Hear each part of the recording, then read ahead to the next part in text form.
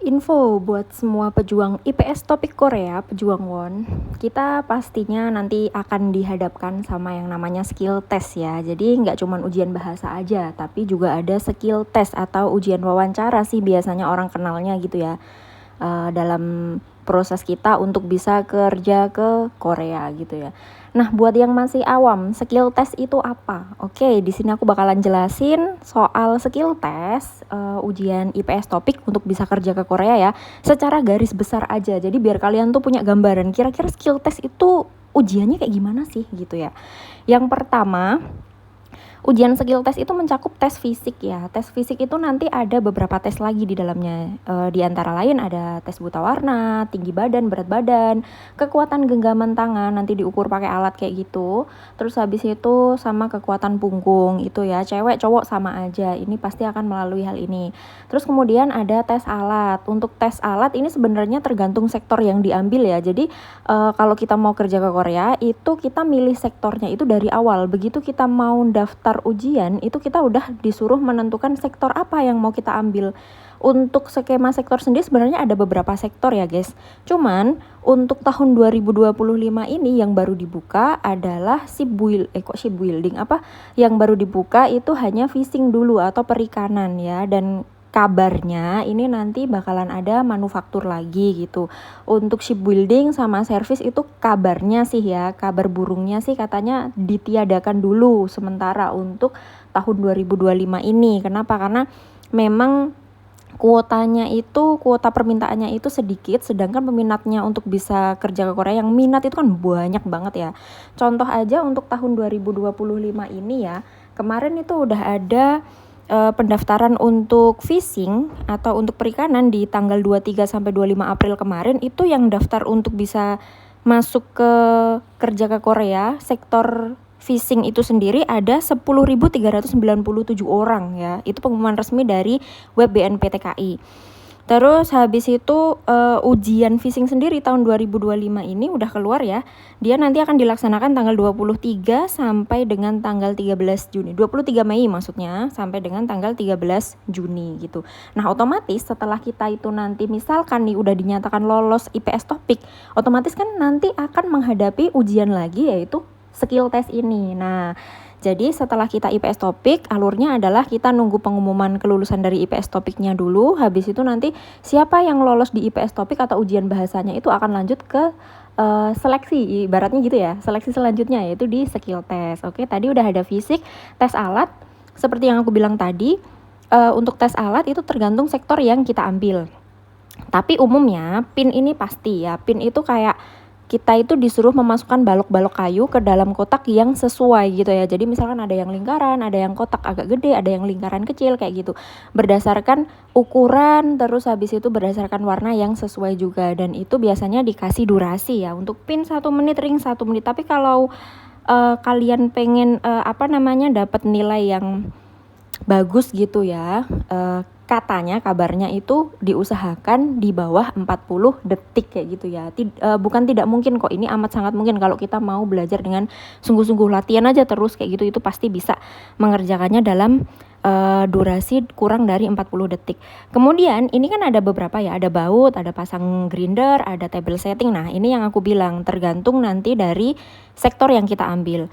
Kalau pengalaman aku sendiri di tahun 2019 dulu, aku tuh ngambilnya kan manufaktur. Nah, manufaktur itu selain pin dan ring itu kita ada tes baut, masang baut gitu ya. Tapi kalau misalkan nih contoh kalian ngambil sektornya itu shipbuilding atau galangan kapal gitu kan. Nah, nanti tes skillnya itu skemanya itu kayak pasang grinder kayak gitu. Terus kalau table setting ini kayak untuk service kayak gitu ya, kayak nata-nata meja gitu ya intinya ya. Kalau untuk fishing sendiri atau perikanan itu biasanya kayak ngangkut-ngangkut barang. Jadi misalkan nih ada barang dari satu tempat kita suruh pindahin ke tempat lain kayak gitu ya. Terus habis itu kayak kita disuruh ngangkut barang pakai gerobak dorong itu loh, pakai angkong yang rodanya satu itu. Nah, itu sesuai dengan jalur yang ditentukan apakah kita bisa memindahkan barang tersebut dengan cepat dan tidak keluar dari jalur. Maksudnya ya intinya gitulah. Intinya sesuai dengan arahan atau instruksi. Terus ada juga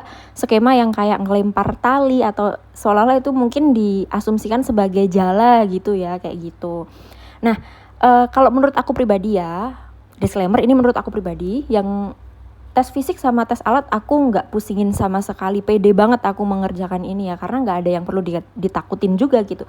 Yang agak menakutkan itu adalah ketika kita tes wawancara. Nah, wawancara itu nggak sesimpel kita masuk ruangan habis itu ditanyain pertanyaan gitu tuh enggak, karena dalam tes wawancara sendiri, menurut basically kembali lagi pengalaman aku dulu, pertama kali kita masuk ruangan itu kan satu-satu ya masuknya ya. Nah, jadi pertama kali kita masuk ruangan kita disuruh jagisoge. Jagisoge itu maksudnya perkenalan diri. Kurang lebih durasinya itu sekitar 30 detik. Kalau dulu aku 40 detik. Cuman sekarang skemanya dipersingkat dari pengumuman resminya ya. Dipersingkat jadi dari 40 detik menjadi 30 detik gitu ya. Agak belibet aku ngomongnya. Habis itu nanti setelah kita jagisoge atau perkenalan diri tadi, nah kita disuruh perintah gerakan. Maksudnya tuh gini, misalkan nih orang Korea nyuruh kita untuk angkat kedua tangan kayak gitu, tapi pakai bahasa Korea ya. Nah, kita harus mengikuti atau melaksanakan sesuai dengan instruksi yang diberikan kepada kita kayak gitu. Jadi misalkan hadap kanan ataupun balik kanan, terus habis itu angkat tangan kiri, angkat tangan kanan, lihat ke atas, lihat ke bawah kayak gitu. Itu diinstruksikan pakai bahasa Korea ya. 오른쪽으로 돌아서세요. Wiro poseo, arero poseo kayak gitu dan seterusnya kayak gitu. Habis itu setelah ada perintah gerakan, dulu pengalaman aku, setelah perintah gerakan selesai, kita disuruh duduk. Pas duduk langsung disodorin lagi pertanyaan tentang gambar alat. Jadi misalkan nanti kita itu memang udah disediain ya. Jadi nanti ada alat-alat yang harus kita hafalkan. Kalau dulu aku manufaktur itu ngafalinnya 50 alat, 50 jenis alat beserta fungsinya. Tapi nggak melulu kita akan ditanya gambar namanya apa terus sama fungsinya. Kadang cuma ditanya nama alatnya aja, tapi kita tetap harus ready ketika misalkan ditanya ini, misalkan ada alat apa ya, misalkan ya ada ini nih kunci pas itu fungsinya untuk apa kayak gitu. Nah gitu kita harus bisa jawab ya. Jadi persiapan harus ready mungkin gitu. Kemudian akan ditanya pengetahuan umum. Pengetahuan umum itu kayak contohnya misalkan matematika basic lah, tambah kurang bagi kali ataupun konversi dari meter ke senti ataupun sebaliknya, atau konversi berat misalkan dari kilo ke gram dan sebaliknya kayak gitu. Kemudian akan ada pertanyaan wawancara. Nah, wawancara ini biasanya, oke, sekali lagi tekankan ya, biasanya itu meliputi tentang pekerjaan. Maksudnya pekerjaan itu misal nih pengetahuan kalian, misal kalau terjadi masalah di dalam pabrik, apa yang akan kalian lakukan? Ataupun misalkan, kalau misalkan tiba-tiba terjadi kebakaran, hal apa yang akan kalian lakukan? Kayak gitu. 갑자기 불이 나면 어떻게 하시겠습니까? Bisa jawab nggak? Kayak gitu. Terus habis itu kalau nggak, misalkan tentang budaya nih, budaya Korea apa sih yang kalian tahu? Misal, kalau kalian jadi ke Korea, misalkan pas musim ini kalian mau melakukan apa, lalala kayak gitu, ataupun makanan khas Korea pertama kali yang pengen kalian coba tuh apa, nah kira-kira kalian tahu nggak kayak gitu. Terus habis itu kalau nggak tentang kehidupan sehari-hari ya. Sebenarnya wawancara itu kisi-kisi dari HRD Koreanya sih ada ya, tapi kan namanya kita wawancara sebenarnya tuh kayak nggak bisa 100% kita ngikut dari kisi-kisi yang dikasih gitu kan. Bisa jadi pertanyaannya akan ada pertanyaan yang muncul itu di luar dari kisi-kisi. Jadi yang perlu dipersiapkan apa? Ya berarti yang perlu dipersiapkan adalah kemampuan kita untuk bisa berkomunikasi dalam bahasa Korea. Nah, jadi kurang lebih kayak gitu ya. Kira-kira menurut kalian gimana? Kita perlu nggak nih bikin video tentang materi-materi, misalkan pertanyaan yang mungkin keluar di saat skill test nanti? Coba komen di bawah ya. Thank you, bye-bye.